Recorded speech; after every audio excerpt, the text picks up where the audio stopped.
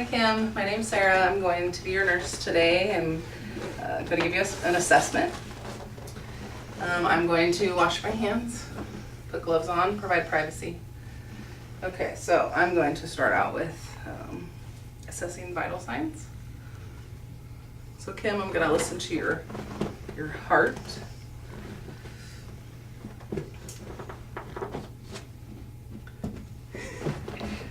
I'm going to listen to Kim's lungs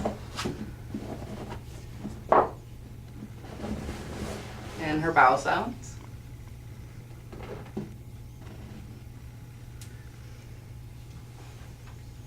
I'm also going to take her temperature and her blood pressure.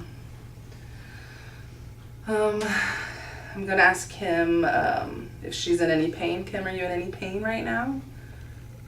Using a scale of 0 to 10. Let's see. I'm going to have Kim palpate her own breasts, noting she would do it. I have her doing a circular motion. I'm going to ask if there's any kind of tenderness, hard, soft spots, if it's warm. Make sure her nipples are intact. Okay, I'm going to come down and I'm going to like palpate her belly just to check for, I guess, any kinds of like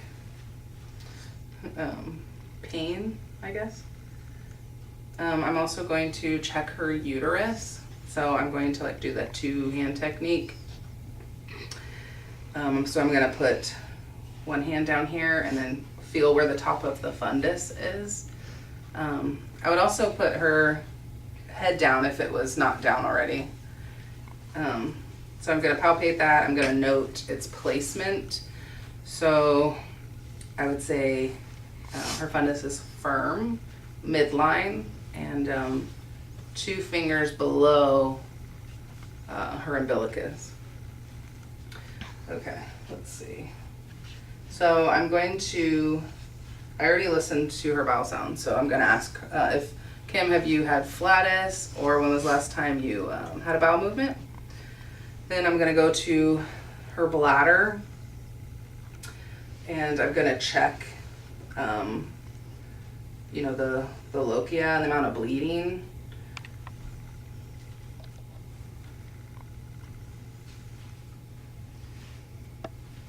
I'm going to ask him too, like, when did she change her pad last?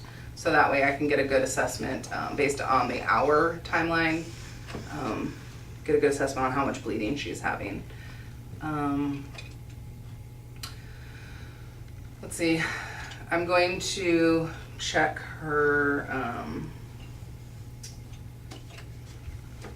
like the peri area and her episiotomy and all that for Rita, which is redness, edema, ecchymosis, discharge, and approximation. So the best way is to have her kind of turn on her side. So Kim, we're gonna roll you on your side. With her limp arm.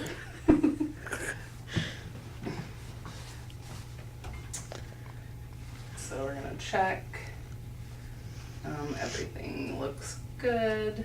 While I'm back here, I'm also going to check her epidural site for Rita as well. Let's see what else. Okay.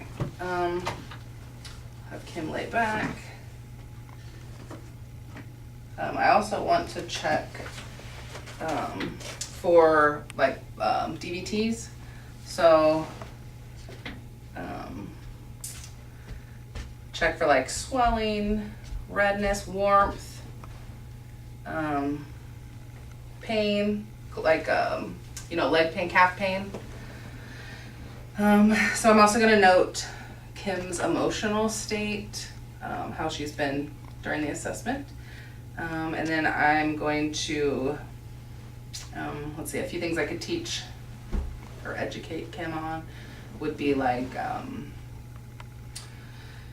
if she's like bleeding a lot, or how you check hourly and how to judge that.